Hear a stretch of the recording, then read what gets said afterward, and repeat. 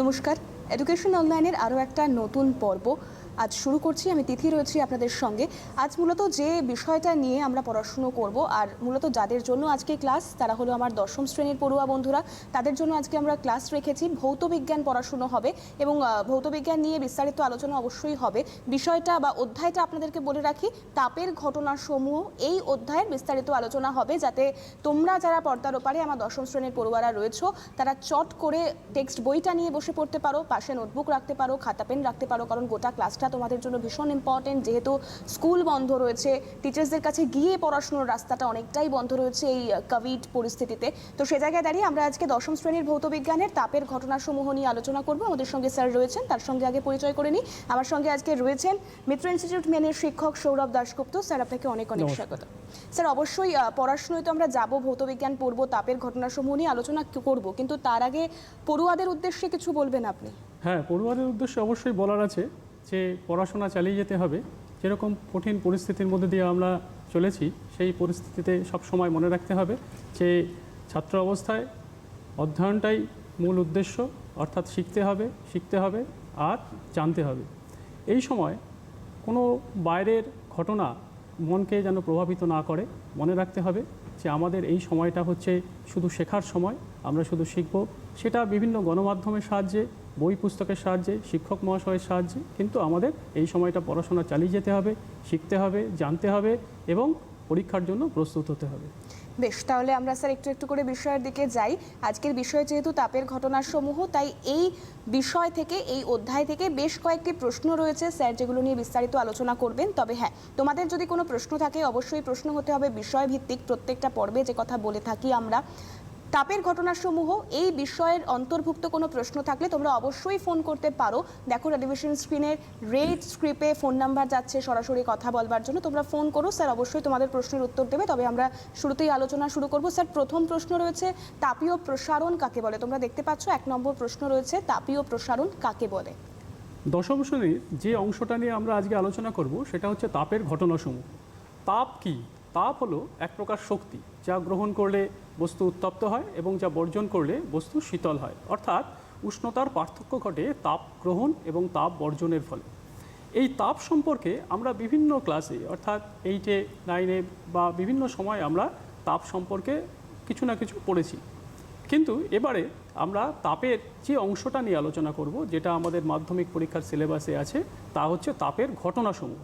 তাপের ঘটনা বলতে এখানে প্রধানত তাপ পরিবহন, অর্থাৎ তাপ সঞ্চালন, এক স্থান থেকে অন্য স্থানে তাপের যে প্রবাহ ঘটছে সেই সম্পর্কেই আমরা প্রধানত আলোচনা করব। তৎসহ তাছাড়াও আমরা যেটা আলোচনা করব সেটা হচ্ছে তাপ গ্রহণে বস্তুর অবস্থার পরিবর্তন, অর্থাৎ এক্ষেত্রে শুধুমাত্র আয়তনের পরিবর্তনটাই আলোচিত হবে। এর আগে আমরা তাপ গ্রহণে ক্লাস 9-এ অবস্থার পরিবর্তন সম্পর্কে আলোচনা করেছি, অর্থাৎ তাপ গ্রহণ করার ফলে বস্তুর ভৌত অবস্থার পরিবর্তন সম্পর্কে আমরা পড়েছি। কিন্তু এবারে আমরা যেটা পড়ব সেটা হচ্ছে তাপ প্রয়োগের ফলে বস্তুর যে প্রসারণ ঘটছে, অর্থাৎ আয়তনের পরিবর্তন। অর্থাৎ তাপ গ্রহণের ফলে বস্তুর কঠিন, তরল বা গ্যাসীয় অবস্থায় থাকা বস্তুর যে আয়তন পরিবর্তন ঘটছে সেটাই প্রধানত এক্ষেত্রে আলোচনার বিষয়।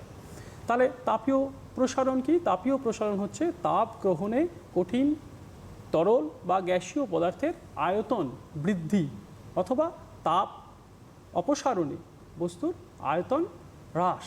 এইটাই হচ্ছে তাপীয় পরিবর্তন। এবং তাপীয় প্রসারণ কি? তাপীয় প্রসারণ হচ্ছে তাপ প্রয়োগে বস্তুর বা ওই কঠিন, তরল বা গ্যাসীয় বস্তুর আয়তন পরিবর্তন। এই আয়তন পরিবর্তন কথাটা যখন আমরা বলছি, আয়তন পরিবর্তন তো একবারে হয় না, অর্থাৎ দৈর্ঘ্যের পরিবর্তন হতে পারে, প্রস্থের পরিবর্তন হতে পারে, ক্ষেত্রফলের পরিবর্তন হতে পারে এবং তৎসহ আয়তনের পরিবর্তন, অর্থাৎ সব মিলিয়ে আয়তনের একটা পরিবর্তন।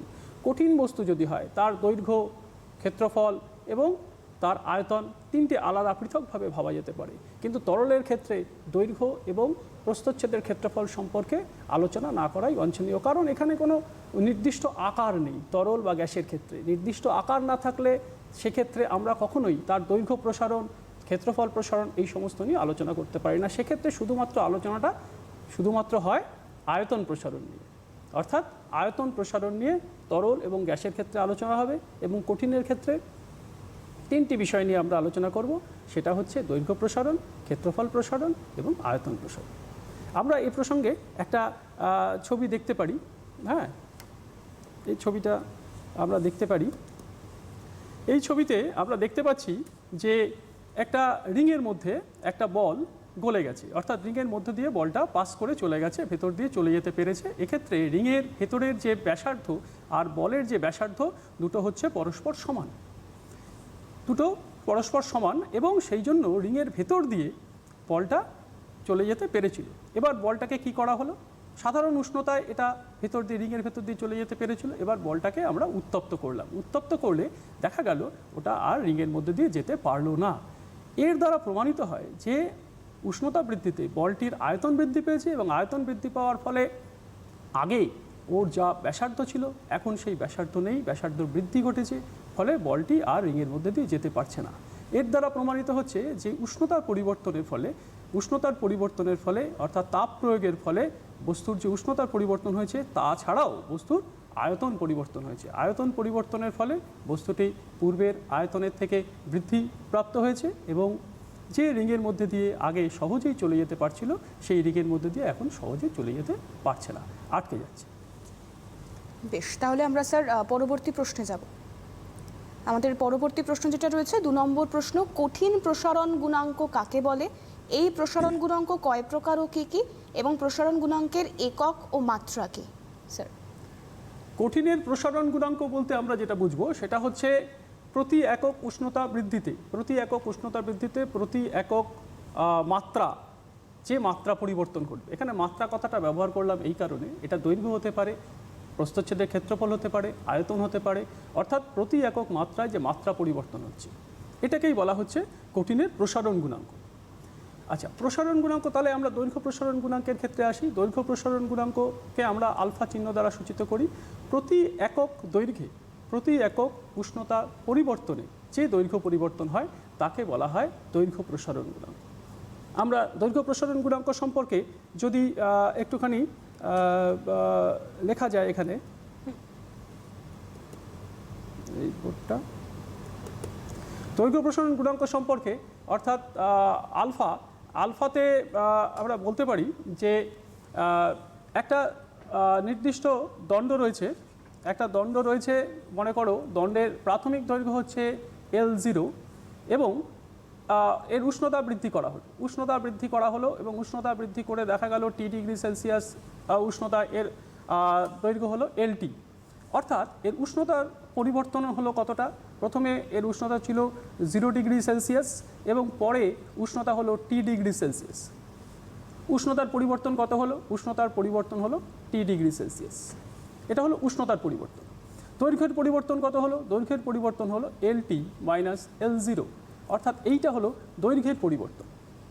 তাহলে এক্ষেত্রে আলফা অর্থাৎ দৈর্ঘ্য প্রসারণ গুণাঙ্ক হচ্ছে LT minus L0 divide by L0 within bracket T minus 0 degree Celsius, বা এটাকে আমরা লিখতে পারি LT মাইনাস L0 T।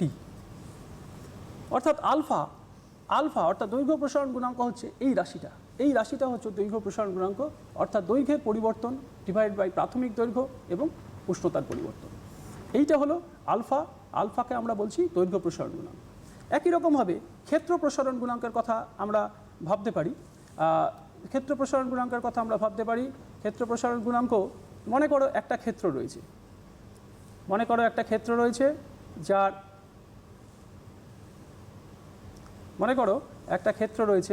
আচ্ছা আবার একটা নতুন, মনে করো একটা ক্ষেত্র রয়েছে যার প্রতিটা বাহুর দৈর্ঘ্য L0, 0 ডিগ্রি সেলসিয়াসে প্রতিটা বাহুর দৈর্ঘ্য L0। এবার উষ্ণতার পরিবর্তন করা হলো।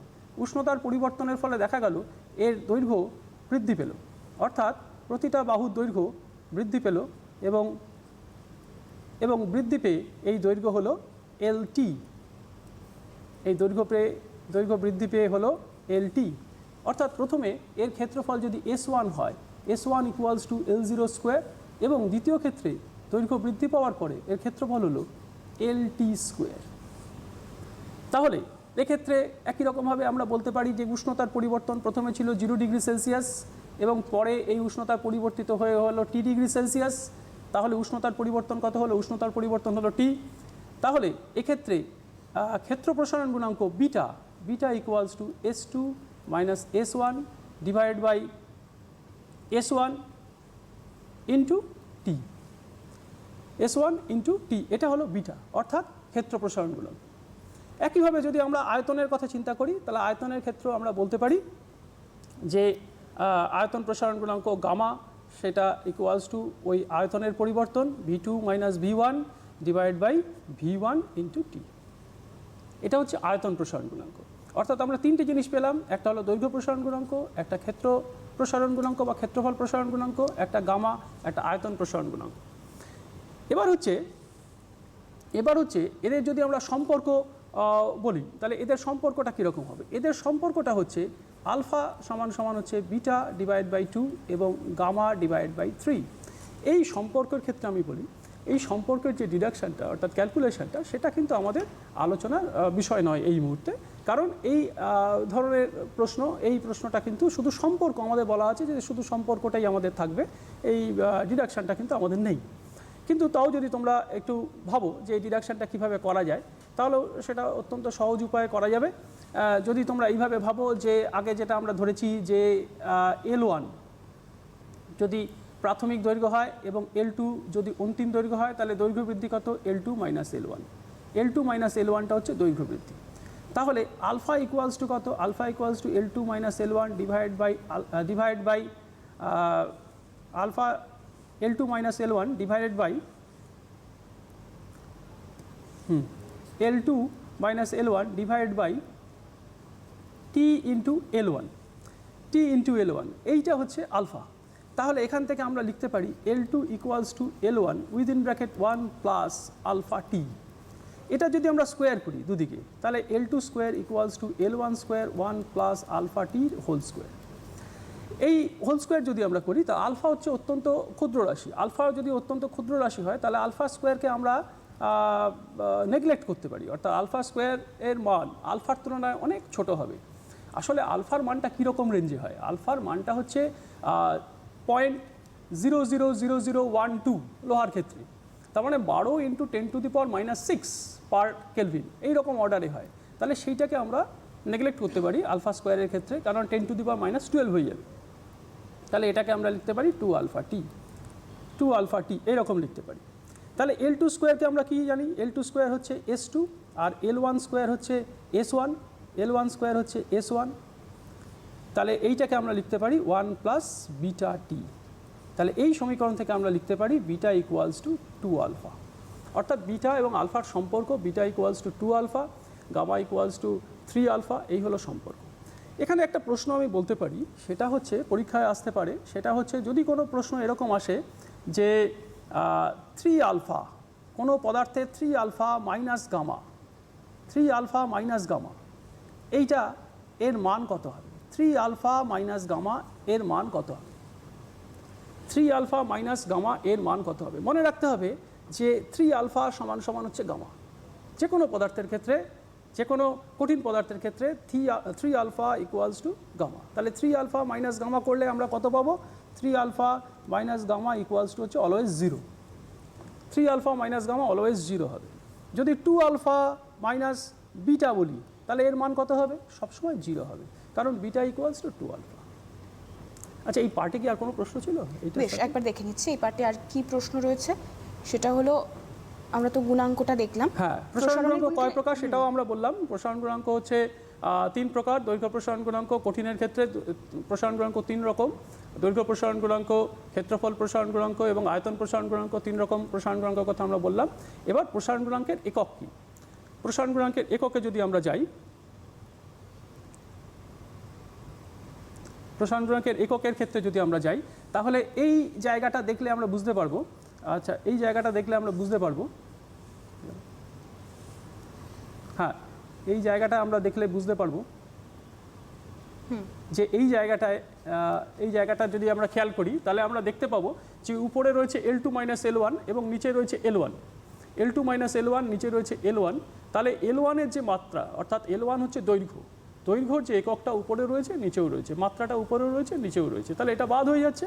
তাহলে রয়ে যাচ্ছে যেটা, সেটা হচ্ছে ডিগ্রি সেলসিয়াস ইনভার্স বা এসআই পদ্ধতিতে কেলভিন ইনভার্স। এইটা হচ্ছে একক, এইটা হচ্ছে একক, এবং কে ইনভার্সটাকেই মাত্রা হিসাবে ধরা হয়। কে ইনভার্স অর্থাৎ কেলভিন পার কেলভিন বা কেলভিন ইনভার্স, এটাকেই মাত্রা হিসেবে ধরা হয়। ডিগ্রি সেলসিয়াস ইনভার্স এটা হচ্ছে ওর একক, সিজিএস একক। বেশ, এটা ফারেনহাইটেও হতে পারে, ফারেনহাইট হলো ডিগ্রি ফারেনহাইট একক। বেশ, তাহলে স্যার আমরা পরবর্তী প্রশ্নে যাই। 3 নম্বর প্রশ্ন রয়েছে, তরলের প্রসারণ গুণাঙ্ক ক্রয় প্রকার ও কি কি? মানে আমরা এই প্রসারণ গুণাঙ্ক কয় প্রকার ও কি কি সেটা দেখেছি, এবং তারপর হচ্ছে তরলের প্রসারণ গুণাঙ্ক কয় প্রকার এবং কি কি। তরলের প্রসারণ গুণাঙ্ক সম্পর্কে বলতে গেলে আমরা পরের ছবিটায় যদি যাই তাহলে সুবিধা হবে বলতে। আচ্ছা, এই ছবিটা আমার দৈর্ঘ্য প্রসারণের ক্ষেত্রে এই ছবিটা ছিল, অর্থাৎ এর পরের ছবিটায় যেতে হবে। বেশ, আচ্ছা, এই ছবিটায় আমরা যেটা দেখতে পাচ্ছি সেটা হচ্ছে একটি পাত্রে তরল রয়েছে, একটি পাত্রে তরল রয়েছে, যে এটা নীল রং করা আছে এখানে, এটা কালার্ড লিকুইড এর মধ্যে রয়েছে। এবং প্রথমে প্রাথমিক অবস্থায় এই তরলটা যে উচ্চতা, অর্থাৎ ওই যে পাইপ উপরে লাগানো আছে, এই পাইপ বরাবর এর উচ্চতা রয়েছে, এবং উচ্চতাটা প্রাথমিক অবস্থায় ছিল L1 ছিল ওই প্রাথমিক উচ্চতা। এই অবস্থায় তরল পূর্ণ পাত্র, এর উপরে একটা নল লাগানো আছে এবং নলের মধ্যে তরলের উচ্চতা হচ্ছে L1। এইবার পাত্রটিকে ধীরে ধীরে উত্তপ্ত করতে শুরু করা, অর্থাৎ তাপ দেওয়া হতে লাগলো। পাত্রটিকে ধীরে ধীরে যদি আমরা তাপ দিতে থাকি, তাহলে প্রথমেই আমরা যেটা দেখব সেটা হচ্ছে তরল তল ওই L1 থেকে নিচে নেমে L2-তে পৌঁছবে, অর্থাৎ কিছুটা নেমে যাবে। কেন কিছুটা নেমে যাবে? তার কারণ যখনই তাপ গ্রহণ করবে, এই কাঁচের পাত্র যখনই তাপ গ্রহণ করবে, তখন কাঁচের দৈর্ঘ্য প্রসারণ হবে, আয়তন প্রসারণ হবে, এবং তরল পর্যন্ত যখন তাপটা পৌঁছয়নি তখন কেবলমাত্র ওই কাঁচের যে পাত্রটি সেটি উত্তপ্ত হয়েছে এবং এর আয়তন প্রসারণ হয়েছে। এর ফলে কি হচ্ছে? এর ফলে তরল এর আয়তন আগের মতোই রয়েছে, কাঁচের পাত্রের আয়তন বৃদ্ধি পেয়েছে, ফলে তরলের উচ্চতা, তরলের যে নলের মধ্যে তরলের উচ্চতা হ্রাস পেয়েছে, এবং সেটা হয়েছে L2। এরপরে আরও তাপ দিতে থাকলে তরল পর্যন্ত তাপ পৌঁছবে, এবং সেই তাপ গিয়ে পৌঁছবে তরলের মধ্যে, এবং তরলের প্রসারণ হবে, এবং হওয়ার ফলে তরলের উচ্চতা ধীরে ধীরে পৌঁছবে L3-তে। তাহলে এক্ষেত্রে তরলের যে প্রকৃত প্রসারণ হলো, এবং আমরা তরলের একটা আপাত প্রসারণ দেখলাম এবং পাত্রের একটা প্রসারণ হলো, অর্থাৎ 3টে ঘটনা ঘটলো। তাহলে এই যে নীল রঙের যে তরলটা রয়েছে এই যে পাত্রের মধ্যে, এই পাত্রের তরলের মোট কত প্রসারণ হয়েছে? মোট প্রসারণ হয়েছে L2 থেকে L3 পর্যন্ত, অর্থাৎ L3 মাইনাস L2 যদি আমরা করি, যে উচ্চতার পার্থক্য হবে, সেই পার্থক্যকে যদি আমরা নলের প্রস্থচ্ছেদের ক্ষেত্রফল দিয়ে গুণ করি, তাহলে আমরা ওই যে তরলের আয়তন বৃদ্ধি পেয়েছে তার পরিমাণ বলতে পারব। L1 মাইনাস L2, এটা কি হয়েছে? L1 মাইনাস L2 ইন্টু যদি নলের প্রস্থচ্ছেদের ক্ষেত্রফল দিয়ে গুণ করি, যে আয়তন আমরা পাবো সেই আয়তন কি নির্দেশ করছে? সেই আয়তন নির্দেশ করছে পাত্রের প্রসারণ, অর্থাৎ পাত্র কতটা প্রসারিত হয়েছিল। তাহলে তরলের প্রকৃত প্রসারণ হচ্ছে L2 আর L3-র বিয়োগফল গুণ পাত্রের নলের ক্ষেত্রফল, প্রস্থচ্ছেদের ক্ষেত্রফল, এবং L2 থেকে L1 এই অংশ গুণ নলের প্রস্থচ্ছেদের ক্ষেত্রফল, আমরা যেটা পাবো সেটা হচ্ছে পাত্রের প্রসারণ। তাহলে তরলের আপাত প্রসারণ কি হবে? L1 থেকে L3 পর্যন্ত যে উচ্চতা, নলের যে দৈর্ঘ্য গুণ প্রস্থচ্ছেদের ক্ষেত্রফল, এই আয়তনটা নির্দেশ করবে তরলের আপাত প্রসারণ। আপাত প্রসারণ কেন বলা হচ্ছে? কারণ প্রাথমিক অবস্থায় যখন আমরা তরলটাকে নিয়েছিলাম, তখন নলের মধ্যে আমরা দাগ দিয়ে দিয়েছিলাম যে কত অবধি তরলের উচ্চতা রয়েছে। তারপরে ধীরে ধীরে বৃদ্ধি পেল এবং বৃদ্ধি পেয়ে L3-তে পৌঁছলো। এইটা হলো তরলের আপাত প্রসারণ, অর্থাৎ আমরা L1-এ দাগ দিয়েছিলাম, পরে আমরা L3 পেলাম, এই L1 L3 যে অংশটা, এটা হচ্ছে আপাত প্রসারণ। তাহলে আমরা এখান থেকে বলতে পারি যে তরলের প্রকৃত প্রসারণ ইকুয়াল টু বা সমান সমান, তরলের প্রকৃত প্রসারণ সমান সমান হচ্ছে তরলের আপাত প্রসারণ প্লাস পাত্রের প্রসারণ। তাহলে তরলের 2 রকম প্রসারণ আমরা পেলাম, তরলের ক্ষেত্রে আপাত প্রসারণ এবং প্রকৃত প্রসারণ, তরলের আপাত প্রসারণ এবং প্রকৃত প্রসারণ। তাহলে তরলের প্রকৃত প্রসারণ হচ্ছে তরলের নিজস্ব ধর্ম, কিন্তু আপাত প্রসারণের মধ্যে লুকিয়ে আছে পাত্রের প্রসারণ। অর্থাৎ আপাত প্রসারণ তরলের নিজস্ব ধর্ম নয়, তরলের প্রকৃত প্রসারণই হচ্ছে তরলের নিজস্ব ধর্ম। আমরা বেশ, তাহলে পরবর্তী প্রশ্নে যাচ্ছি স্যার। গ্যাসের প্রসারণ গুণাঙ্ক কয় প্রকার ও কি কি? মানে আমরা এতক্ষণ তরলের প্রসারণ গুণাঙ্ক পড়ছিলাম, এবার গ্যাসের প্রসারণ গুণাঙ্ক কয় প্রকার এবং কি কি? হ্যাঁ, এই প্রসঙ্গে আমরা পরের ছবিটা যদি দিতে পারি। আচ্ছা, গ্যাসের প্রসারণ দুভাবে করা যেতে পারে। একটা হচ্ছে গ্যাসের চাপ স্থির রেখে, আরেকটা হচ্ছে গ্যাসের আয়তন স্থির রেখে। গ্যাসের আয়তন গুণাঙ্ক এবং গ্যাসের চাপ গুণাঙ্ক। গ্যাসের আয়তন স্থির রেখে এর উষ্ণতা বৃদ্ধি করা যায়, গ্যাসের চাপ স্থির রেখে উষ্ণতা বৃদ্ধি করা যায়। তাহলে প্রথমত আমরা দেখে নিই, স্ক্রিনে যেটা আছে সেটা হচ্ছে গ্যাসের আয়তন গুণাঙ্ক। গ্যাসের আয়তন গুণাঙ্ক কি? গ্যাসের আয়তন গুণাঙ্ক হচ্ছে গ্যাসের আয়তন প্রসারণ ডিভাইডেড বাই প্রাথমিক আয়তন গুণ উষ্ণতা বৃদ্ধি। এইটা তোমরা খাতায় লিখে নাও, গ্যাসের আয়তন গুণাঙ্ক এবং গ্যাসের চাপ গুণাঙ্ক। গ্যাসের আয়তন গুণাঙ্কই হচ্ছে গ্যাসের প্রকৃত প্রসারণ গুণাঙ্ক। আমরা জানি চার্লসের সূত্র অনুযায়ী চাপ স্থির থাকলে কোনো নির্দিষ্ট পরিমাণ গ্যাসের আয়তন প্রতি ডিগ্রি সেলসিয়াস উষ্ণতা বৃদ্ধি বা হ্রাসের জন্য 0 ডিগ্রি সেলসিয়াস উষ্ণতা ওই গ্যাসের যে আয়তন হয় তার 1/273 অংশ যথাক্রমে বৃদ্ধি বা হ্রাস পায়। এটা হচ্ছে চার্লসের সূত্র। চার্লসের সূত্র আমি ধীরে ধীরেও বলতে পারি, কিন্তু চার্লসের সূত্র তোমার কাছে বইতে আছে, তুমি পড়েছো, তাই চার্লসের সূত্র নিয়ে আর বেশি আলোচনায় যাচ্ছি না। শুধু একটা টার্ম আমি বলছি, সেটা হচ্ছে 1/273 অংশ বৃদ্ধি বা হ্রাস পায়। 1/273 অংশ, অর্থাৎ 0 ডিগ্রি সেলসিয়াস উষ্ণতায় যেটা ছিল তার 1/273 অংশ যথাক্রমে বৃদ্ধি বা হ্রাস পায়। তাহলে প্রতি 1 ডিগ্রি সেলসিয়াস উষ্ণতা বৃদ্ধি বা হ্রাসের জন্য 0 ডিগ্রি সেলসিয়াস উষ্ণতায় যে আয়তন ছিল তার কত অংশ বৃদ্ধি বা হ্রাস পেল? 1/273 অংশ। তাহলে গামা কত, অর্থাৎ প্রসারণ গুণাঙ্ক কত? 1/273। এই 1/273 পার ডিগ্রি সেলসিয়াস, এইটাই হলো গ্যাসের উষ্ণতা গুণাঙ্ক, এবং এটা সব গ্যাসের ক্ষেত্রে সমান। সব গ্যাসের ক্ষেত্রে এই মানটা সমান। এটা হচ্ছে 0.00366, তুমি ক্যালকুলেটারে ক্যালকুলেট করে দেখতে পারো। এই মানটা 1/273 পার ডিগ্রি সেলসিয়াস বা পার কেলভিন, এইটাই হলো গ্যাসের উষ্ণতা গুণাঙ্ক। আচ্ছা, আমরা যদি একটুখানি এই ইয়েতে যেতে পারি। বেশ স্যার। আচ্ছা, এখানে যদি আমরা একটা নেক্সট পেজে যেতে পারি, এইখানে দেখো আমরা চার্লসের সূত্র অনুযায়ী আমরা বলতে পারি VT equals to V0 1 plus T by 273, এইটা আমরা বলতে পারি চার্লসের সূত্র অনুযায়ী। আবার গ্যাসের আয়তন প্রসারণ যদি আমরা ভাবি, তাহলে VT equals to V0 1 plus gamma PT এরকম লিখতে পারি। প্রেশার রিমেন্স কনস্ট্যান্ট, ভলিউমটা পরিবর্তন হচ্ছে। তাহলে এখান থেকে আমরা গামা পি অনায়াসে এর মানটা বলতে পারি 1/273। আর যদি চাপের কথা ভাবি, চাপের সমীকরণ থেকেও এটা প্রমাণ করা যায় যে গামা ভি ইকুয়ালস টু 1/273। এই যে অংশটা, এইটা কিন্তু খুব গুরুত্বপূর্ণ। এটার মানটা হচ্ছে নির্দিষ্ট, এর মানের কোনো পরিবর্তন নেই, এটা 1/273। এইটা আমরা পেলাম চার্লসের সূত্র থেকে, আর এটা হলো প্রসারণ গুণাঙ্ক থেকে, অর্থাৎ প্রসারণ গুণাঙ্ক সংজ্ঞা থেকে, আর প্রথমটা হলো চার্লসের সূত্র থেকে। তাহলে দুটোকে যদি আমরা একসাথে ভাবি, তাহলে আমরা অনায়াসেই বলতে পারি 1/273 হচ্ছে এর আয়তন গুণাঙ্ক বা চাপ গুণাঙ্ক, দুটোর মানই এক। আমরা আগের ছবিটায় যদি একটুখানি পৌঁছাতে পারি। এই ছবিটার ক্ষেত্রে দেখো, এইখানে যে লেখাটা রয়েছে, এই লেখাটার ক্ষেত্রে গ্যাসের আয়তন গুণাঙ্ক এবং চাপ গুণাঙ্ক দুটো ডেফিনেশন বলা আছে, এবং এখানে প্রাথমিক চাপ ও আয়তন। প্রাথমিক চাপ সবসময় 0 ডিগ্রি সেলসিয়াস তাপমাত্রায় যে চাপ, তার কথা বলা হচ্ছে, এবং প্রাথমিক আয়তনের ক্ষেত্রেও 0 ডিগ্রি সেলসিয়াস উষ্ণতায় যে আয়তন, সেই আয়তনের কথাই ধরা হচ্ছে। এইটা কিন্তু খুব গুরুত্বপূর্ণ, এবং এই যে মানটা বললাম 1/273, এইটা কিন্তু পরীক্ষায় আসতে পারে। অর্থাৎ এই চাপ গুণাঙ্ক বা আয়তন গুণাঙ্কের মান কত, এইটা কিন্তু পরীক্ষা প্রসঙ্গে অত্যন্ত গুরুত্বপূর্ণ। অর্থাৎ আমরা তো পড়াশোনা করছি মাধ্যমিক পরীক্ষার দিকে তাকিয়ে, তাহলে সেই পরীক্ষার জন্য কিন্তু এটা অত্যন্ত গুরুত্বপূর্ণ। আর এ প্রসঙ্গে বলে রাখি যে এই চ্যাপ্টার থেকে 5 নম্বরের মাধ্যমিকে অ্যালটমেন্ট আছে, অর্থাৎ মাধ্যমিকে 5 নম্বর প্রশ্ন প্রত্যেক বছরই এখান থেকে আসবে।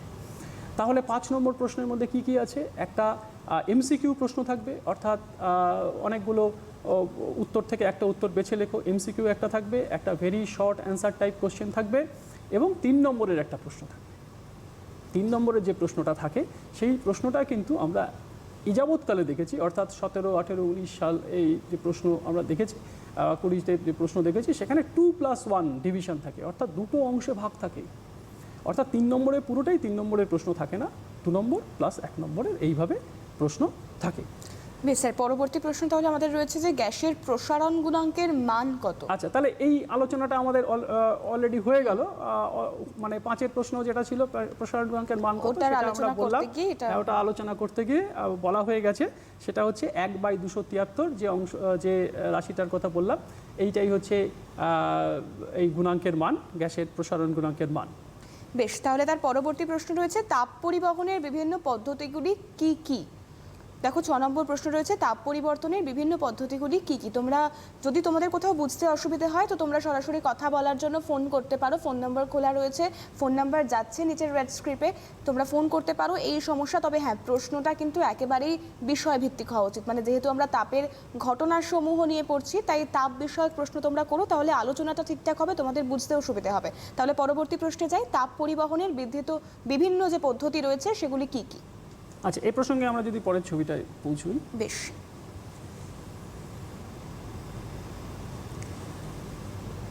না ম্যাডাম, যদি পরের হ্যাঁ এটা তাপ পরিবহন, এখানে একটা চিত্রের সাহায্যে সুন্দর করে দেখানো আছে যে তাপ পরিবহন কী কী পদ্ধতিতে হতে পারে। তাপ পরিবহন মানে তাপ এক স্থান থেকে অন্য স্থানে পৌঁছচ্ছে। তাপ এক স্থান থেকে অন্য স্থানে পৌঁছানোর 3টে পদ্ধতি হয়, একটা হচ্ছে পরিবহন, একটা পরিচলন, একটা বিকিরণ। পরিবহনটা কি? পরিবহন হচ্ছে যখন তাপ কোনো মাধ্যমের মধ্য দিয়ে প্রবাহিত হয় এবং মাধ্যমের কণাগুলির স্থানচ্যুতি হয় না, অর্থাৎ মাধ্যমের কণাগুলি নিজের জায়গাতেই থেকে যায়, অথচ তাপ প্রবাহিত হয়ে চলে যায়। এইটা হলো পরিবহন। অর্থাৎ একটা লোহার রড যদি তুমি উনুনের মধ্যে ধরো, তাহলে তার অন্য প্রান্ত যেদিকটা তুমি ধরে আছো সেই দিকটা গরম হয়ে যাবে, সেই দিকে তুমি তাপ বোধ করতে পারবে। তাহলে এই যে তাপ প্রবাহিত হলো লোহার রডের মধ্যে দিয়ে, অথচ লোহার কণাগুলো কিন্তু বিন্দুমাত্র স্থানচ্যুত হলো না, অর্থাৎ একই স্থানে থেকে গেল। এইটা হলো পরিবহন। এরপরে হচ্ছে পরিচলন। পরিচলন তরলের মধ্যে দেখতে পাওয়া যায়। তরলের মধ্যে পরিচলন স্রোত হয়, অর্থাৎ যখন আমরা কোনো একটা জলের একটা পাত্রের মধ্যে জল নিয়ে যদি আমরা ওটাকে তাপ দিই, তাহলে আমরা দেখব যে একটা শোঁ শোঁ শব্দ হয় এবং জলের কণাগুলো একটা আলোড়ন সৃষ্টি হয়। যদি কন্টেনারটা কাচের হয়, অর্থাৎ পাত্রটা যদি কাচের হয় এবং ঢাকা দেওয়া থাকে, তাহলে আমরা ভেতরের আলোড়নটা দেখতে পাবো, অর্থাৎ ভেতরে যে টকবক করে ফুটছে, যে জলের একটা আন্দোলন হচ্ছে, একটা আলোড়ন হচ্ছে, সেইটা কিন্তু আমরা দেখতে পাবো। অর্থাৎ এই যে তাপ গ্রহণ করে জলের কণাগুলো উত্তপ্ত হচ্ছে, হালকা হচ্ছে এবং উপরের দিকে আসছে, এবং উপরের অপেক্ষাকৃত কম তাপমাত্রার জলের কণা যার ভর, যার ওজন বেশি, সেটা নিচের দিকে যাচ্ছে। অর্থাৎ হালকা হওয়ার ফলে উপরের দিকে আসছে, ভারী কণা, অপেক্ষাকৃত ভারী কণা নিচের দিকে যাচ্ছে। উষ্ণতা বাড়লে এক্ষেত্রে ঘনত্বটা কমে যায় এবং হালকা হয়ে যায়। তাহলে এই ঘটনা ঘটছে এবং পরিচলন স্রোত উৎপন্ন হচ্ছে। এই পরিচলন স্রোত এখানে ছবিতে যদি আমরা দেখি, তাহলে ছবিতে দেখবে যে অ্যারো দিয়ে পাত্রের মধ্যে তীর চিহ্ন দিয়ে পরিচলন স্রোতটাকে দেখানো আছে। পরিচলন স্রোতটা পাত্রের মধ্যে তীর চিহ্ন দিয়ে দেখানো আছে এবং একটি কাঁচের পাত্রে জল নিয়ে ফোটানো হচ্ছে। কাঁচের পাত্রে জল নিয়ে ফোটালে কাঁচের পাত্রের ভেতরে জলের কণার একটা গতি দেখা যাচ্ছে এবং জলের কণা নিচ থেকে উপরের দিকে উঠছে, আবার উপর থেকে নিচের দিকে নামছে। এইটা হলো পরিচলন। এই পরিচলন পদ্ধতিতে একটি মাধ্যমের মধ্য দিয়ে তাপ অগ্রসর হয় এবং মাধ্যমের কণাগুলির স্থানচ্যুতি ঘটে, অর্থাৎ মাধ্যমের কণাগুলি এক স্থান থেকে অন্য স্থানে তাপকে পরিবহন করে নিয়ে যায়। এই জন্য হচ্ছে এটা পরিচলন, অর্থাৎ পরিচলন স্রোত খুব প্রচলিত শব্দ এবং এটা সমুদ্রের ক্ষেত্রে দেখা যায়, সমুদ্রের জলের ক্ষেত্রেও এই ঘটনা ঘটে। এরপরে হচ্ছে রেডিয়েশন, অর্থাৎ বিকিরণ। বিকিরণ হচ্ছে তাপ পরিবহনের একটা পদ্ধতি, যে পদ্ধতিতে মাধ্যম থাকলে মাধ্যমকে উত্তপ্ত না করে, অথবা মাধ্যম না থাকলেও তাপ এক স্থান থেকে অন্য স্থানে গমনের যে পদ্ধতি তাকে বলা হচ্ছে বিকিরণ। মাধ্যম না থাকলে মানে যেমন সূর্য থেকে পৃথিবীতে তাপ আসছে, এটা বিকিরণ পদ্ধতিতে আসছে। মাঝখানে অনেকটা জায়গায় কোনো বায়ুমণ্ডল নেই, শূন্যস্থান, অর্থাৎ সেখান থেকে তাপ প্রবাহিত হতে সক্ষম হচ্ছে, তাপ আসছে, সূর্য থেকে পৃথিবীতে তাপ প্রবাহিত হচ্ছে। এই যে সূর্য থেকে পৃথিবীতে তাপ প্রবাহিত হচ্ছে, এর পদ্ধতি হচ্ছে বিকিরণ। আমরা যদি কোনো উত্তপ্ত বস্তুর কাছে বসি, তাহলে আমরা সেখান থেকে একটা তাপ অনুভব করি। এক্ষেত্রে দেখা যাচ্ছে যে নিচে কয়লা পুড়ছে এবং ওখানে একটা অগ্নিশিখা উৎপন্ন হয়েছে এবং লাল রঙের কতগুলো অ্যারো দিয়ে দেখানো হচ্ছে যে রেডিয়েশন হচ্ছে। রেডিয়েশন মানে বিকিরণ, অর্থাৎ বিকীর্ণ তাপ হাতে এসে পৌঁছচ্ছে। যে ব্যক্তি ওই পাত্রটা ধরে আছে সে ব্যক্তি একটা তাপ অনুভব করছে। তাহলে এখানে 3 রকমভাবে তাপ প্রবাহিত হচ্ছে। একটা হচ্ছে পরিবহন, একটা পরিচলন এবং আরেকটি হচ্ছে বিকিরণ। বিকিরণ শূন্য মাধ্যমের মধ্য দিয়ে হয়, অর্থাৎ বিকিরণ কোনো মাধ্যমে থাকলেও মাধ্যমকে উত্তপ্ত না করেও প্রবাহিত হতে পারে। আচ্ছা, তাহলে আমরা পরবর্তী প্রশ্নে যাইছি। এবং পরবর্তী প্রশ্ন যেটা রয়েছে তা হলো তাপ পরিবাহিতা কাকে বলছি, তাই তো? তাপ পরিবাহিতা কাকে বলছি? তাপ পরিবাহিতা বলতে আমরা বুঝি যে কোনো বস্তু বা পদার্থ সে তাপ পরিবহন করছে, তাকে আমরা বলবো তাপ পরিবাহিতা। অর্থাৎ তাপ পরিবহন পদ্ধতি এবং তাপ পরিবহনের ঘটনা, এইটাই হচ্ছে তাপ পরিবাহিতা। এই তাপ পরিবাহিতা মানে তাপ পরিবহন করছে। কতগুলো পদার্থ আছে যারা দ্রুত তাপ পরিবহন করতে পারে, আমাদের বাস্তব অভিজ্ঞতা থেকে আমরা জানি। আবার কতগুলো পদার্থ আছে তারা তাপ পরিবহন করতে সক্ষম হয় না। সেই সমস্ত পদার্থ হিট রেজিস্ট্যান্ট হিসেবে কাজ করে। যেমন অনেক সময় পরিচলন স্রোত আটকানোর জন্য, অর্থাৎ পরিচলন প্রবাহ বন্ধ করার জন্য, বাতাসের মধ্যে তো পরিচলন প্রবাহ হতে পারে, তাহলে পরিচলন প্রবাহ বন্ধ করার জন্য আমরা একটা ফাঁকা স্তর ব্যবহার করি। অনেক পুরনো বাড়িতে এই পদ্ধতিতে অনেক মোটা মোটা দেওয়াল করা হয়, দুপাশে দেওয়াল, মাঝখানে ফাঁকা অংশ রাখা হলো। সেই ফাঁকা অংশ রাখার জন্য ওইখানে তাপ প্রবাহিত হতে পারে না, ওই ফাঁকা অংশ দিয়ে তাপ প্রবাহিত হতে পারে না, কারণ ওইখানে কোনো পরিচলন স্রোত উৎপন্ন হয় না। এই কারণে ওই ভেতরটা ঠান্ডা থাকে। এই পরিচলন প্রবাহ রোধ করা যায়। অর্থাৎ তাপ সম্পর্কে যে আলোচনায় আমাদের এইটা অত্যন্ত গুরুত্বপূর্ণ যে তাপ কে পরিবহন করছে এবং কে পরিবহন করছে না। এই যে জায়গাটা যদি আমরা জানতে পারি তাহলে আমাদের এটা ব্যবহারিক প্রয়োগ হবে। যেমন থার্মোফ্লাক্সের ক্ষেত্রে ব্যবহার করা যেতে পারে। থার্মোফ্লাক্সের দুটো দেওয়ালের মাঝখানে বায়ুশূন্য করা হয় এবং এটা তাপের কুপরিবাহী অঞ্চল, অর্থাৎ এটা তাপ পরিবহন করে না। বাস্তবে গ্যাসের ক্ষেত্রে তাপ পরিবহনের পরিমাণ অত্যন্ত কম, অর্থাৎ খুব কম পরিমাণেই তাপ পরিবাহিত হয়। তাহলে এই তাপ পরিবহনের ক্ষেত্রে মনে রাখতে হবে যে কুপরিবাহী এবং সুপরিবাহী বস্তুর আলোচনা এই ক্ষেত্রে এসে যাবে। তাহলে আমরা সেক্ষেত্রে একদমই তাই। 8 নম্বর প্রশ্ন, অর্থাৎ পরবর্তী প্রশ্ন যেটা রয়েছে সেটা হলো তাপের সুপরিবাহী ও কুপরিবাহী পদার্থ কাকে বলছি আমরা। 8 নম্বর প্রশ্নটা দেখো, তাপের সুপরিবাহী ও কুপরিবাহী পদার্থ কাকে বলা হয়? আচ্ছা, কতগুলো অবজেক্টের একটা ছবি ছিল মনে হয়। বেশ। তাপের সুপরিবাহী বস্তু মানে যা তাপ পরিবহন করতে সক্ষম হয়, যেমন এখানে ছবিতে দেখা যাচ্ছে যে অ্যালুমিনিয়াম, হ্যাঁ, কপার, সিলভার, রূপো, এরা তাপ পরিবহনে অত্যন্ত সক্ষম, অর্থাৎ এরা খুব দ্রুত তাপ পরিবহন করতে পারে। রূপো তাপ পরিবহন ক্ষমতা এই ধাতুগুলোর মধ্যে সবচেয়ে বেশি। পরীক্ষায় এইভাবে প্রশ্ন আসতে পারে যে কয়েকটি ধাতুর কথা বলা হলো, সেই ধাতুগুলোর মধ্যে কোনটা তাপ পরিবহন ক্ষমতা সবচেয়ে বেশি, এইটা একটা প্রশ্ন আসতে পারে। অর্থাৎ এইখানে মনে রাখতে হবে যে সবচেয়ে বেশি পরিমাণে তাপ পরিবহন করতে পারে হচ্ছে রূপো, সিলভার। সিলভারের তাপ পরিবহন ক্ষমতা সবচেয়ে বেশি। যে পদার্থ তাপ পরিবহন করে সে তাপের সুপরিবাহী। যে পদার্থ তাপ পরিবহন করে না বা অত্যন্ত কম পরিমাণে তাপ পরিবহন করে তারা হচ্ছে তাপের কুপরিবাহী। কুপরিবাহী হচ্ছে বেত, হ্যাঁ, এবনাইট, এই সমস্ত প্লাস্টিক, এরা হচ্ছে কুপরিবাহী। তোমরা দেখবে যে রান্নার বাসনপত্রে একটা প্লাস্টিকের হাতলের মধ্যে একটা প্লাস্টিকের আবরণ দেওয়া থাকে। আমরা আগে দেখেছি যে কেটলির হাতলের মধ্যে বেদ জড়ানো থাকে। এখন অবশ্য ওই জিনিসটা দেখতে পাওয়া যায় না, এখন এমোনাইট বা ওরকম প্লাস্টিক বা অন্য পলিমার ব্যবহার করা হয়, যেহেতু এখন বেতের ব্যবহার অতটা আর প্রচলিত নেই। কিন্তু বড় কেটলির ক্ষেত্রে অনেক সময় বেত, পুরোনো আমলে যদি কেটলি তোমরা দেখো তাহলে দেখবে হাতলের মধ্যে বেত জড়ানো আছে। এরা হচ্ছে তাপের কুপরিবাহী বস্তু। আর অ্যালুমিনিয়াম, কপার, সিলভার এদের কথা বলছি, এরা হচ্ছে তাপের সুপরিবাহী বস্তু।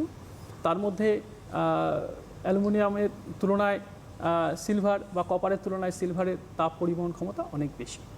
সেক্ষেত্রে স্যার যদি এই প্রশ্নটাই আসে তাহলে কাকে বলার পাশাপাশি তো উদাহরণটাও উল্লেখ করতে হবে। হ্যাঁ, কাকে বলার পাশাপাশি অবশ্যই উদাহরণ উল্লেখ করতে হবে এবং এক্ষেত্রে মনে রাখতে হবে যে সিলভার এর তাপ পরিবহন ক্ষমতা সবচেয়ে বেশি। তবে যদি আরেকটা অধাতুর কথা বলতে পারি, অধাতু হচ্ছে হিরে। হিরের তাপ পরিবহন ক্ষমতা হচ্ছে সবচেয়ে বেশি। হিরের তাপ পরিবহন ক্ষমতা রূপোর প্রায় 5 গুণ। মানে হিরে হচ্ছে যদিও ধাতব পদার্থ নয়, অধাতব পদার্থ। যদি পরীক্ষায় প্রশ্ন আসে যে কোন অধাতব পদার্থ তাপ পরিবহনে সক্ষম, তাহলে হিরে। আর যদি এরকমভাবে অপশন আসে যে নিম্নলিখিত পদার্থগুলির মধ্যে কোনটির তাপ পরিবহন ক্ষমতা সবচেয়ে বেশি, তার মধ্যে সোনা, রূপা, তামা, হীরক রইল বা হিরে রইল, তাহলে কিন্তু হিরের কথা বলতে হবে। হিরের তাপ পরিবহন ক্ষমতা সবচেয়ে বেশি। রূপোর থেকেও অনেক গুণ, রূপোর থেকেও প্রায় 5 গুণ বেশি হিরের তাপ পরিবহন ক্ষমতা। বেশ, তাহলে 9 নম্বর প্রশ্নে যাই স্যার। তাপ পরিবাহিতা কোন কোন বিষয়ের উপর নির্ভর করে? তোমরা দেখো স্ক্রিনে দেখতে পাবে তাপ পরিবাহিতা কোন কোন বিষয়ের উপর নির্ভর করে। তাহলে আমরা একটু ইয়েতে যাই। একবারে স্যার, আচ্ছা, তাপ পরিবহন ক্ষমতা কোন কোন বিষয়ের উপর নির্ভর করে, এই প্রসঙ্গে আমরা একটা ক্ষেত্রের কথা আলোচনা করি। প্রথমে যে একটা ক্ষেত্র নেওয়া হলো, এই একটা ক্ষেত্র, অর্থাৎ এর মধ্য দিয়ে তাপ প্রবাহিত হবে। তাহলে এর মধ্য দিয়ে তাপ প্রবাহিত হলে তাহলে এর দুটো অংশ, তাপ প্রবাহের কারণ কি? তাপ প্রবাহের কারণ হচ্ছে দুটি অংশে উষ্ণতার পার্থক্য থাকতে হবে। তাহলে একটা যদি θ2 লিখি, একটা যদি θ1 লিখি, তাহলে θ2 - θ1 অর্থাৎ θ2 মাস্ট বি গ্রেটার দ্যান θ1 যদি হয়, তাহলে তাপ বাঁ দিক থেকে ডান দিকে প্রবাহিত হবে। অর্থাৎ θ2-র দিক থেকে, অর্থাৎ এই দিক থেকে তাপ এদিকে প্রবাহিত হবে যদি θ2 বেশি হয়। মনে করো যে কিউ পরিমাণ তাপ প্রবাহিত হবে, কিউ পরিমাণ তাপ প্রবাহিত হবে, তাহলে এটা কোন কোন বিষয়ের উপর নির্ভর করবে? এই যে কিউ পরিমাণ তাপ প্রবাহিত হয়, কিউ পরিমাণ তাপ প্রবাহ নির্ভর করে, অর্থাৎ এটা নির্ভর করে কতগুলো বিষয়ের উপরে। কিউ পরিমাণ তাপটা নির্ভর করে কতগুলো বিষয়ের উপরে। বিষয়গুলো হচ্ছে, ধরো কিউ নির্ভর করে ক্ষেত্রফলের উপর নির্ভর করে। অর্থাৎ এই যে ক্ষেত্রটা, এই যে অংশটা, এই যে আমরা এখানটা এটা একটা বক্সের মতো, এই যে ক্ষেত্রটা, এই ক্ষেত্রের মধ্য দিয়ে তাপ প্রবাহিত হচ্ছে। আর এই অংশটার ক্ষেত্রফল হচ্ছে এ এবং এর বেধ হচ্ছে ধরো ডি। এই ডি এর উপরেও নির্ভর করে। অর্থাৎ ডি যত বাড়বে তত কম পরিমাণ তাপ প্রবাহিত হবে। কিউ ভ্যারিজ উইথ এ, অর্থাৎ প্রস্থচ্ছেদের ক্ষেত্রফল যত বাড়বে তত বেশি পরিমাণে তাপ প্রবাহিত হবে। কিউ ভ্যারিজ উইথ 1/d, অর্থাৎ এর দৈর্ঘ্য যত বৃদ্ধি পাবে তত কম পরিমাণে তাপ প্রবাহিত হবে। এবং θ2 - θ1 এর উপর নির্ভর করবে। অর্থাৎ উষ্ণতার পার্থক্য যত বেশি হবে তত বেশি পরিমাণে তাপ প্রবাহিত হবে। সব মিলিয়ে আমরা যেটা লিখতে পারি সেটা হচ্ছে Q equals to K A θ2 - θ1 into T. আরেকটা জিনিস এখানে বলা উচিত ছিল, সেটা হচ্ছে সময়ের উপর নির্ভর করে, কত সময় ধরে তাপ প্রবাহিত হচ্ছে। কত সময় ধরে তাপ প্রবাহিত হচ্ছে তার উপর নির্ভর করে। অর্থাৎ 4টি বিষয়ের উপর নির্ভর করছে। একটা হচ্ছে প্রস্থচ্ছেদের ক্ষেত্রফল। প্রস্থচ্ছেদের ক্ষেত্রফল যত বৃদ্ধি পাচ্ছে তত বেশি পরিমাণে তাপ প্রবাহিত হচ্ছে। যত বেধ বৃদ্ধি পাচ্ছে তত কম পরিমাণে তাপ প্রবাহিত হচ্ছে। যত সময় বাড়ছে তত বেশি পরিমাণে তাপ প্রবাহিত হচ্ছে। এবং যত উষ্ণতার পার্থক্য বাড়বে তত বেশি পরিমাণে তাপ প্রবাহিত হবে। তাহলে এই সব মিলিয়ে আমরা বলতে পারি Q equals to K A θ2 - θ1 into T divide by D. এই যে কে হচ্ছে তাপ পরিবাহিতাঙ্ক। অর্থাৎ কে এর উপর নির্ভর, কে বিভিন্ন পদার্থের ক্ষেত্রে বিভিন্ন হয়। কে এর মান যদি বেশি হয় তাহলে বেশি পরিমাণে তাপ প্রবাহিত হবে, কে এর মান যদি কম হয় তাহলে কম পরিমাণে তাপ প্রবাহিত হবে। কে এর মান তাহলে হীরের ক্ষেত্রে বেশি, হীরেতে বেশি পরিমাণে তাপ প্রবাহিত হয়, এবং কে এর মান রূপোর ক্ষেত্রে অনেক কম, হীরের তুলনায় কম। অন্যান্য ধাতুর তুলনায় কিন্তু রূপোর তাপ পরিবাহিতাঙ্ক অনেক বেশি। তাহলে তাপ পরিবাহিতাঙ্ক বিষয়টা আমরা এখান থেকে পেলাম, অর্থাৎ কে হচ্ছে তাপ পরিবাহিতাঙ্ক, এবং তাপ পরিবাহিতাঙ্ক হচ্ছে একটা ধ্রুবক রাশি। এটা ওই যে মাধ্যম যার মধ্যে দিয়ে তাপ প্রবাহিত হচ্ছে তার উপরে নির্ভরশীল, তার উপর নির্ভর করছে। বেশ, তাহলে স্যার আমরা পরবর্তী প্রশ্নে যাব, এবং পরবর্তী প্রশ্ন রয়েছে তাপীয় রোধ কি এবং এর রাশিমালা কি। 10 নম্বর প্রশ্ন তোমরা দেখতে পাচ্ছ, তাপীয় রোধ কি, এর রাশিমালা কি। আচ্ছা, তাপীয় রোধ কি, রাশিমালা কি, এই প্রসঙ্গে বলার আগে আমি ওই তাপ পরিবাহিতাঙ্ক ক্ষেত্রে তাপ পরিবাহিতাঙ্কের মাত্রা সম্পর্কে একটু বলতে চাইছি। বেশ, অবশ্যই স্যার, আলোচনায় আসবো। একজন পড়ুয়া বন্ধু রয়েছে, ফোনটা নিয়ে নি। হ্যালো, কে রয়েছে? হ্যাঁ হ্যালো, হ্যাঁ হ্যাঁ, কে বলছো? আমার প্রশ্নটা হলো পরিবাহিতার সম্পর্ক লেখো। পরিবাহিতার সংজ্ঞা লেখো। হ্যালো, তাপীয় রসায়নের সঙ্গে তাপ পরিবাহিতার সম্পর্ক লেখো। স্যার বুঝতে পেরেছেন? হ্যাঁ, বেশ, তাহলে তুমি টেলিভিশন সেটের ভলিউম দিয়ে শুনতে থাকো। তাপ পরিবাহিতা না, তাপ পরিবাহিতাঙ্কের সংজ্ঞা হচ্ছে, আমরা আগের স্ক্রিনটায় যদি পৌঁছই, আগে যেটা ছিল, স্যার একটু দেখি। তাপ পরিবাহিতাঙ্ক সংজ্ঞা যদি আমরা, কে হচ্ছে তাপ পরিবাহিতাঙ্ক, এর সংজ্ঞা হচ্ছে প্রতি একক প্রস্থচ্ছেদে, প্রতি একক বেধে, প্রতি একক উষ্ণতা পার্থক্যে, প্রতি একক সময়ে যে পরিমাণ তাপ একটি তল থেকে, তলের এক পৃষ্ঠ থেকে অন্য পৃষ্ঠে সঞ্চালিত হয় তাকে বলা হয় ওই পদার্থের তাপ পরিবাহিতা। অর্থাৎ প্রত্যেকটা একক, অর্থাৎ এখানে আমরা এই ফর্মুলাটা যদি মনে রাখতে পারি, Q equals to K A theta 2 minus theta 1 into T divide by T D, তাহলে এই সমীকরণ থেকেই আমরা কিন্তু সংজ্ঞাটা বলতে পারবো। আমরা এখান থেকেই বলতে পারবো যে কত পরিমাণ তাপ প্রবাহিত হচ্ছে, যখন ওই বেধটা হচ্ছে একক, যখন প্রস্থচ্ছেদের ক্ষেত্রফলটা একক, এবং উষ্ণতার পার্থক্য একক। এই রাশিগুলি যদি সব একক হয় তাহলে যে পরিমাণ তাপ প্রবাহিত হলো সেই পরিমাণ তাপই হচ্ছে ওই পদার্থের তাপ পরিবাহিতাঙ্ক। বেশ, তুমি যে ফোন আচ্ছা, করেছিলে, হ্যাঁ। আশা করি তোমার প্রশ্নের উত্তর পেয়ে গিয়েছো। হ্যাঁ স্যার, বলুন। হ্যাঁ, এইখান থেকেই আমরা ওই পরের প্রশ্নে চলে যাচ্ছি যে তাপ পরিবাহিতাঙ্কের মাত্রা কি। অর্থাৎ বেশ। কে রাশিটাকে যদি আমরা একটা দিকে রাখি, তাহলে কে রাশিটাকে যদি একদিকে রাখি তাহলে বাকি রাশিগুলো অন্যদিকে নিয়ে যেতে পারি, এবং এখান থেকে আমরা মাত্রা নির্ণয় করতে পারি।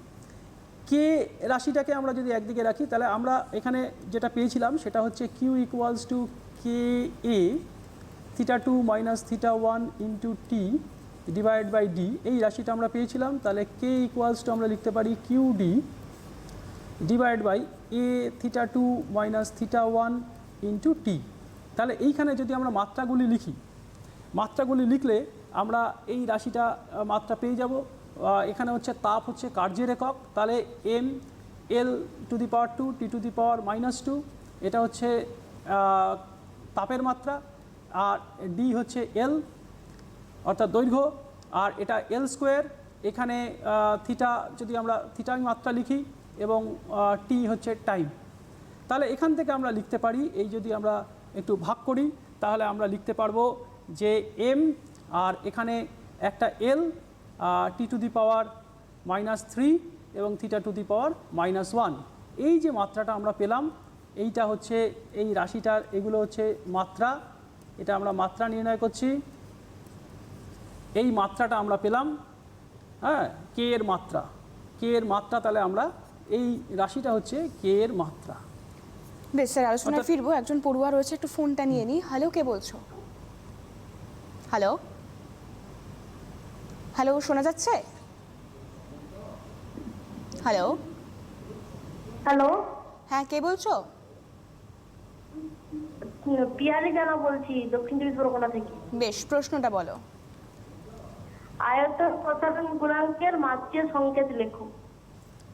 আয়তন প্রসারণ গুণাঙ্কের মাত্রিয় সংকেত লেখো। বেশ, তুমি টেলিভিশন সেটের ভলিউম দিয়ে শুনতে থাকো।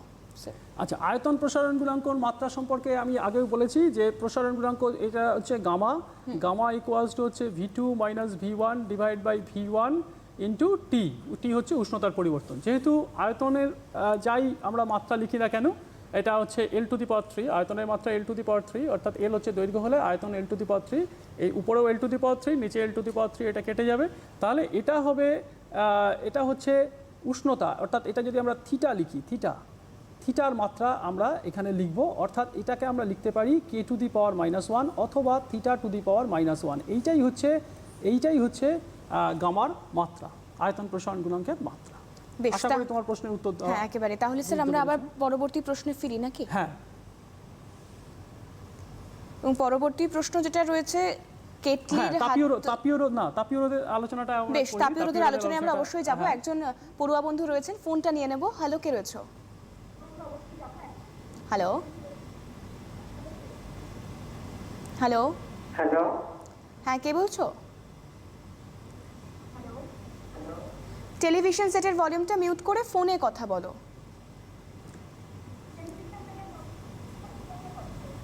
ফোনে কথা হ্যালো। বলো। হ্যাঁ বলো।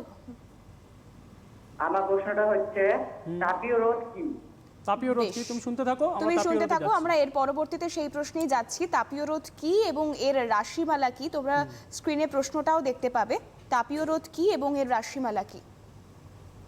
বেশ, আমরা তাপ পরিবাহিতা সম্পর্কে যে কথাটা বলছিলাম সেটা হচ্ছে যে আমরা যদি তাপ পরিবাহিতাঙ্ক, অনেক সময় এরকম হতে পারে যে এসআই পদ্ধতিতে মান দেওয়া আছে আর সিজিএস পদ্ধতিতে মান দেওয়া আছে, দুরকম হতে পারে। আর আরেকটা জিনিস এখানে এই প্রসঙ্গে বলে রাখি, সেটা হচ্ছে মাত্রা সম্পর্কে আমরা বলেছি। মাত্রা আমরা বললাম যে mL T⁻³ K⁻⁻1, আর এক্ষেত্রে এর রাশিটার একক কি? একক হচ্ছে watt per metre per kelvin, অর্থাৎ ওয়াট মিটার⁻⁻1 এবং কেলভিন⁻⁻1। ওয়াটটাকে জুল পার সেকেন্ডও লেখা যায়, আবার সিজিএস পদ্ধতিতে ওটা ক্যালোরি পার সেকেন্ডও লেখা যাবে। তাহলে এই যে এটা হলো এর একক আর মাত্রা কিন্তু খুব গুরুত্বপূর্ণ। অর্থাৎ তাপ পরিবাহিতাঙ্কের একক লেখো, তাপ পরিবাহিতাঙ্কের মাত্রা লেখো, এই জিনিসটা কিন্তু পরীক্ষার প্রসঙ্গে অত্যন্ত গুরুত্বপূর্ণ। এককটা আবার বলছি, watt per metre per kelvin, হ্যাঁ, বা joule per second per metre per kelvin. এইটা কিন্তু আমি যখন পার বলছি তুমি এটা বুঝবে যে টু দি পাওয়ার-1, অর্থাৎ কেলভিন⁻⁻1, সেকেন্ড⁻⁻1, হ্যাঁ। যখন জুল পার সেকেন্ড বলছি JS⁻⁻1, এইভাবে লিখতে হবে। এটা হলো তাপ পরিবাহিতাঙ্কের ক্ষেত্রে। এবার তাপ পরিবাহিতাঙ্কে ধরো এসআই একক দেওয়া আছে, এসআইতে মান দেওয়া আছে। তাহলে বলা হলো যে এসআইতে মান দেওয়া আছে, সিজিএসে মান কত হবে? এই প্রশ্নটা কিন্তু তুমি ভালো করে খাতায় লিখে নাও। এসআইতে মান দেওয়া আছে, সিজিএসে মান বের করতে বলছে সিজিএস পদ্ধতিতে। তাহলে তোমাকে কি করতে হবে? এসআইতে যে মানটা দেওয়া আছে সেটাকে 420 দিয়ে, কনভার্সন ফ্যাক্টর মনে রাখবে, পরীক্ষায় অত্যন্ত গুরুত্বপূর্ণ, কিভাবে কনভার্ট করবে। তুমি 420 দিয়ে ডিভাইড করো, ডিভাইড করলে এটা এসআই থেকে সিজিএসে কনভার্টেড হবে। অর্থাৎ সিজিএসে যে মানটা দেওয়া আছে তাকে তুমি 420 দিয়ে ডিভাইড করো, তাহলে এসআইতে মানটা কনভার্টেড হবে। আচ্ছা, আমরা তাপীয় রোধের ক্ষেত্রে পৌঁছই। তাপীয় রোধ কি এবং এর রাশিমালা হ্যাঁ। কি রয়েছে প্রশ্ন? তাপীয় রোধ, এই প্রসঙ্গে আমি আবার যদি একটু স্ক্রিনে যাই। হ্যাঁ, তাপীয় রোধ মানে একটা পদার্থের মধ্যে দিয়ে তাপ প্রবাহ হচ্ছে। তাপ প্রবাহ হলে সে প্রবাহিত তাপের বিরুদ্ধে একটা বাধা প্রদান করে। যেমনভাবে ঠিক একটা তড়িৎ প্রবাহ হলে তড়িৎ প্রবাহের বিরুদ্ধে বাধা প্রদান করে, সেরকম তাপ প্রবাহ হলে তাপের প্রবাহের বিরুদ্ধে বাধা প্রদান করে। তাহলে এখানে আমাদের কারণ খুঁজতে হবে যে তাপ প্রবাহের কারণ কি এবং তড়িৎ প্রবাহের কারণ কি।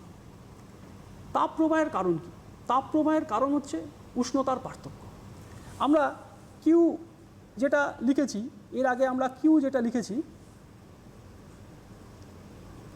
Q equals to KA θ2 - θ1 into T divide by D, এইটা আমরা লিখেছি। এখানে তাপ প্রবাহের, এখানে তাপের প্রবাহের হার কি? কিউ বাই টি, এটা হচ্ছে তাপ প্রবাহের হার।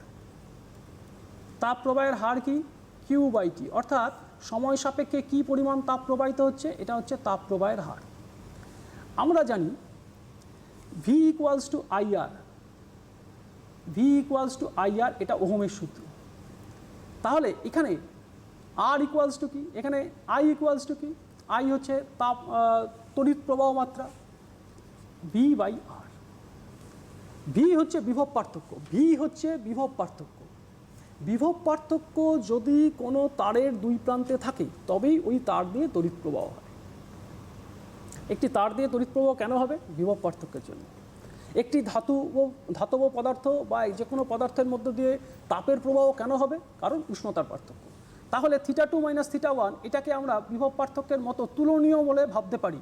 তাহলে বাকি যে রাশিটা রয়ে গেল θ2 - θ1 উপরে থাকলে তলায় যে রাশিটা রয়ে গেল D/KA, এই যে রাশিটা, এই রাশিটাকে আমরা আর এর সাথে তুলনা করতে পারি। অর্থাৎ তাপীয় রোধটা হচ্ছে D/KA, তাপীয় রোধ হচ্ছে D/KA, এইটা হচ্ছে তাপীয় রোধ। তোমাকে যদি কেউ প্রশ্ন করে যে তাপীয় রোধের মাত্রা কি, তাপীয় রোধের মাত্রা কি, ডি এর মাত্রা কি? ডি এর মাত্রা হচ্ছে L। আর কে এর মাত্রা কি? কে এর মাত্রা আমরা লিখেছি mL T⁻³ আর θ⁻⁻1। আর এরিয়ার মাত্রা হচ্ছে L⁻²। তাহলে এইখান থেকে ভাগ করে তুমি অনায়াসে তাপীয় রোধের মাত্রা অর্থাৎ আর এর মাত্রা তুমি নির্ণয় করতে পারবে। এটা তোমাদের উপরেই ছেড়ে দিলাম, এটার ভাগটা আমি করছি না, এই ভাগটা তোমরাই করে নেবে। বেশ স্যার, আমরা করে নিয়ে পরবর্তী তোমরা তাপীয় রোধের মাত্রা নির্ণয় করবে। তাপীয় রোধের মাত্রা কিন্তু পরীক্ষা প্রসঙ্গে অত্যন্ত গুরুত্বপূর্ণ। বেশ স্যার, পরবর্তী আলোচনায় আসবো। একটা ফোন রয়েছে, নিয়ে নি। হ্যালো, কে বলছো? হ্যালো, আমি খেয়ালি জানা বলছি। বেশ, বলো কি প্রশ্ন রয়েছে। কোন সূত্র থেকে গ্যাসের আয়তন প্রসারণ গুণাঙ্কের মান পাওয়া যায়? বেশ, ঠিক আছে স্যার, বুঝতে পেরেছি। হ্যাঁ, বেশ, তুমি টেলিভিশন সেটের ভলিউম দিয়ে শুনতে থাকো। আচ্ছা, আমরা এর আগে কতগুলো ইয়ে করেছিলাম,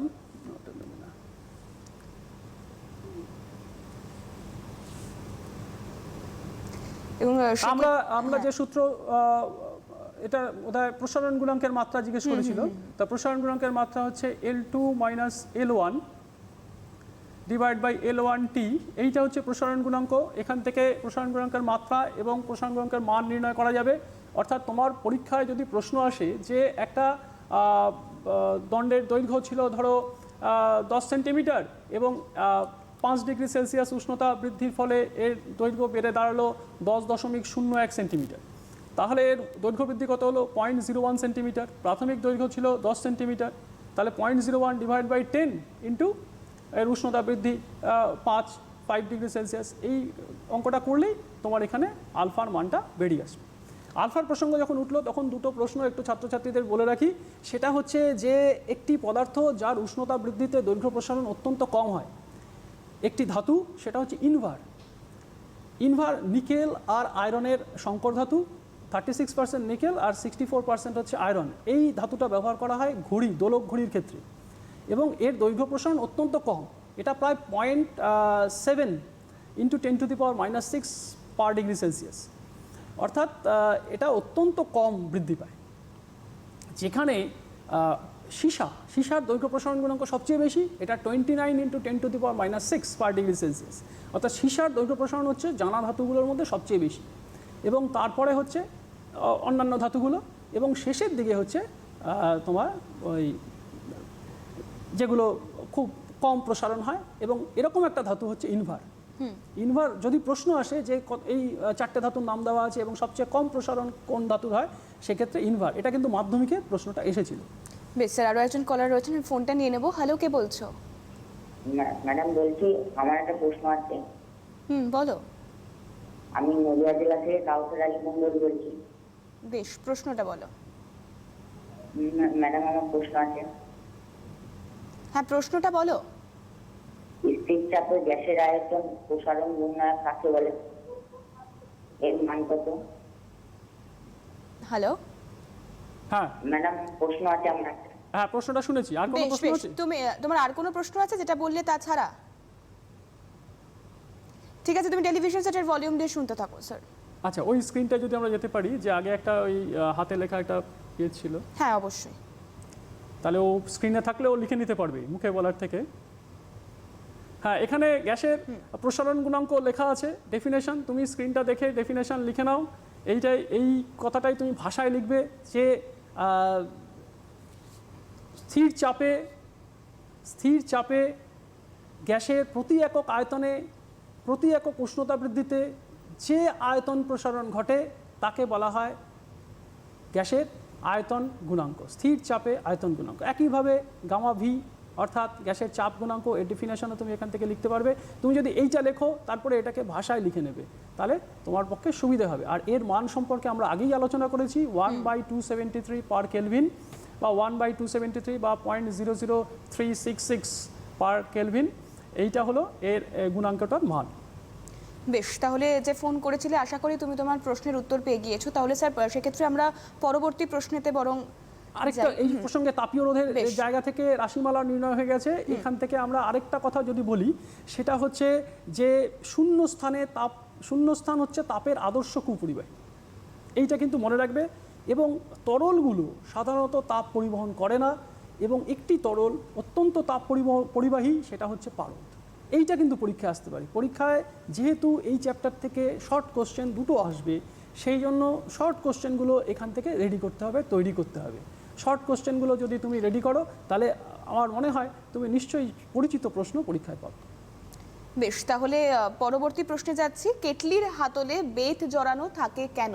তোমরা স্ক্রিনে প্রশ্নটা দেখতে পাবে, এবং যদি আজকের পড়াশোনাটা তোমরা শুরু থেকে শুনে থাকো তাহলেও স্যার ইতিমধ্যেই একবার সেটা বলে দিয়েছেন, তাও একবার সেই প্রশ্ন যখন আছে উত্তরটা অবশ্যই জানতে হবে। কেটলির হাতলে বেত জড়ানো থাকে কেন স্যার?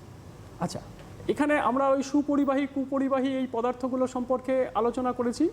তার সুপরিবাহী কুপরিবাহী যখনই আমরা বলেছি, তখন এইটা বুঝতে হবে যে যে কোনো রান্নার পাত্র যখন আমরা ব্যবহার করি, সেগুলো সমস্ত ওই অ্যালুমিনিয়াম, বেশিরভাগ ক্ষেত্রে অ্যালুমিনিয়াম ব্যবহার করা হয়। এবং কিছু পাত্রের তলায় তুমি দেখবে যে তামার একটা প্রলেপ দেওয়া থাকে, অর্থাৎ তামা যেহেতু তাপের সুপরিবাহী, সেই জন্য তামার প্রলেপ দেওয়া থাকে। এই রকম যে বাসনগুলো আমরা ব্যবহার করছি, সেই বাসনগুলো তো হাত দিয়ে ধরতে হবে, অর্থাৎ উনুনে বসাতে হবে, উনুন থেকে নামাতে হবে। সেই জন্য নন কন্ডাক্টর, অর্থাৎ যেগুলো হিটের নন কন্ডাক্টর, অর্থাৎ কুপরিবাহী পদার্থ বা অপরিবাহী পদার্থ যদি আমরা ব্যবহার করি, ওই হাতলের ক্ষেত্রে যে জায়গাটা ধরতে হবে, যেখানটা গ্রিপ করতে হবে, সেইখানে এটা ব্যবহার করা হয়। আচ্ছা, এই কারণেই কেটলির হাতলে বেত ব্যবহার করা হয়, কারণ বেত হচ্ছে তাপের কুপরিবাহী পদার্থ। এবার তাপ পরিবহনের ক্ষেত্রে বেত বাধা সৃষ্টি করে। এই জন্য কেটলি যখন গরম হয়ে যাবে, তখন কেটলির হাতলটা তুমি ধরবে কিভাবে? ধরার জন্য এই কারণে ওখানে একটা কুপরিবাহী পদার্থের একটা প্রলেপ ব্যবহার করা হচ্ছে। সেটা আমি আগেও বলেছি যে এখন হয়তো বেত ব্যবহার করা না, এখন পলিমার বা বিভিন্ন রকম প্লাস্টিক ইত্যাদি ব্যবহার করা হয়, যার ফলে এই ব্যবস্থাটা একটু পরিবর্তন হয়েছে।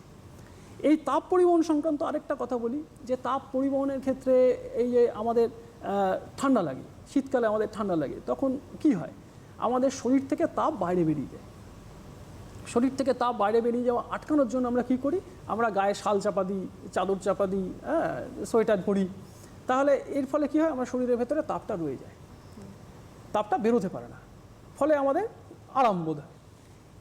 এই প্রসঙ্গে একটা কথা বলি, যে একটা শার্টের পরিবর্তে যদি কেউ দুটো শার্ট পরে, তাহলে দুটো শার্টের মধ্যে একটা লেয়ার, একটা এয়ার লেয়ার তৈরি হয়, অর্থাৎ বাতাসের একটা স্তর তৈরি হয়। সেই বাতাস হচ্ছে তাপের কুপরিবাহী, ফলে তাপ বেরোতে পারে না। তুমি খেয়াল করে দেখবে অনেক জায়গায় বরফের উপর কাঠের গুঁড়ো দিয়ে রাখে। কাঠের গুঁড়ো দিয়ে রাখলে সেই কাঠের গুঁড়োর মধ্যে বাতাস, অর্থাৎ বায়ু, ওর মধ্যে বন্দি হয়ে থাকে, অর্থাৎ ট্র্যাপড অবস্থায় থাকে ওই বায়ু ওই কাঠের গুঁড়োর মধ্যে, এবং ওই বায়ু হচ্ছে তাপের কুপরিবাহী, ফলে বাইরে থেকে তাপ ওই বরফের মধ্যে প্রবেশ করতে পারে না। এবং বরফের মধ্যে বাইরে থেকে তাপ প্রবেশ না করলে বরফ গলে না, অনেক দীর্ঘ সময় ধরে বরফ কঠিন অবস্থায় থাকতে সক্ষম হয়। একেবারেই স্যার, আমাদের হাতের সময় যেহেতু আর একদমই নেই, অনেক ধন্যবাদ জানাবো আপনাকে আমাদের সঙ্গে থাকার জন্য, আর অবশ্যই তোমাদের সকলকে ধন্যবাদ জানাবো আমাদের সঙ্গে থাকার জন্য। এডুকেশন অনলাইনের আজকের পর্ব এ পর্যন্তই। নমস্কার।